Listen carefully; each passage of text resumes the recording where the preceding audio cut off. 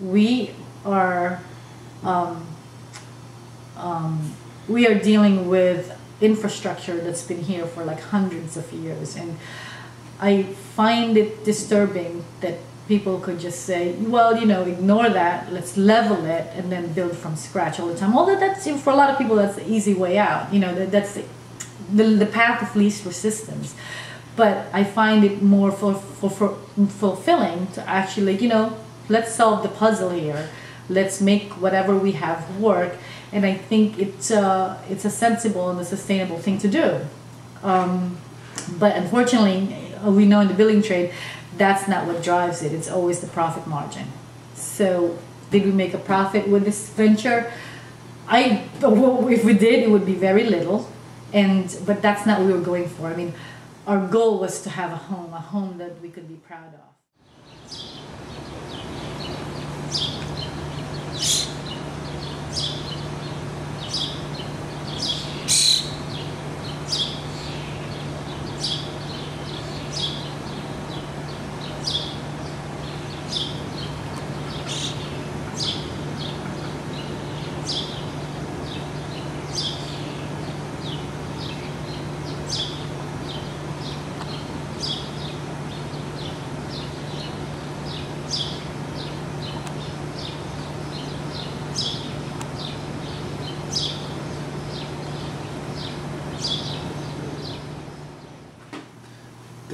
There were added benefits while we were going through this restoration process. It was costing a lot of money, but I did think that it turned out, it gave us a lot of chance to express ourselves, and we're both kind of artistic. I just like restoring old things.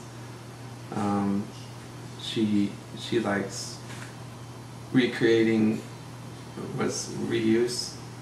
Adaptive reuse. Adaptive reuse of old buildings, so it fit in with what we like to do. You can't just look at the house itself. You kind of have to look at the context that the house is in. The minute you actually do something like this, it not only enhances the building itself, but it also brings out the beauty of the neighborhood. Because you look at this house and then you start looking at the one next door, oh, it's like, oh, maybe that's what they had too at one time.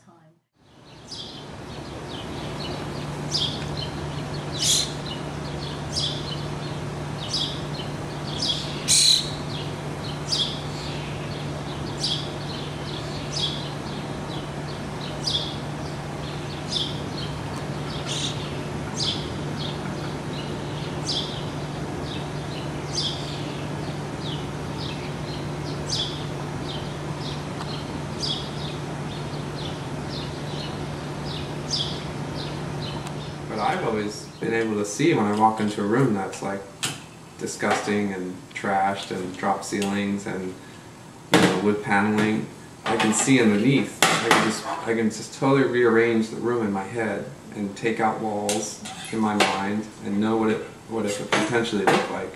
And I've always had that from day one. It's like the most interesting thing is like when we were selecting colors, because Miles and I actually went to Cape May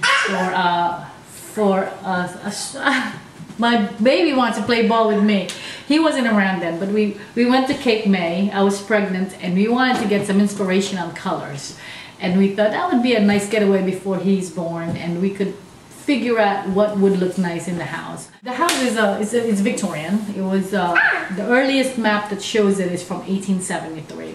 So it pretty much, you know, Victorian just means that it was done during the reign of Queen Victoria, and there's a lot of different styles that surfaced around that time. And this is a French Second Empire, and we know that in Cape May we will find some, you know, a lot of contemporaries. With the color selections, we went through a gamut of different tests. Like I became friendly with the Sherwin-Williams guy because I would buy those little $5 containers of samples, and I would just start painting it on the house, and the neighbors would look, oh, is it gonna be a blue house? Because at one time it was gonna be a blue house. Yeah, we were gonna do blue with like mocha brown trim. And it became a changing palette. Like, you know, another day was like gonna be a yellow house again, and we decided that was too sedate. Yes, we wanted for the house to kind of stand out, because I wanted to be cheery. It's almost like a secret, and I don't know if I'm divulging a little bit too much, but it's a lovely street, and we were getting a lot of welcome from people next door, people who are excited that we're doing work here, and eventually we kind of met everybody, and it's the kind of neighborhood where you could trust your neighbors, and you would know their names, and I know that if I needed a cup of sugar, I could go. I could go across the street and I could knock on somebody's door and I will get that cup of sugar, and they won't expect me to return it. So it is very nice, and there are a lot of kids, which is perfect for Rome as he grows up. He knows some of the kids already by name across the street, even though they're a different age. He's only 2 years old, and the kids are 7, 9, 10, 11, and he knows them by name now. So and it's the kind where you would find not a lemonade stand, but somebody, one of the kids across the street was selling lollipops for a nickel one summer for a fundraiser for a school, I believe it was, and that was the first time Rome had a lollipop. Do you like your house? Yeah. Do you like it really a lot? Yeah. Do you like staying in your house? Yeah.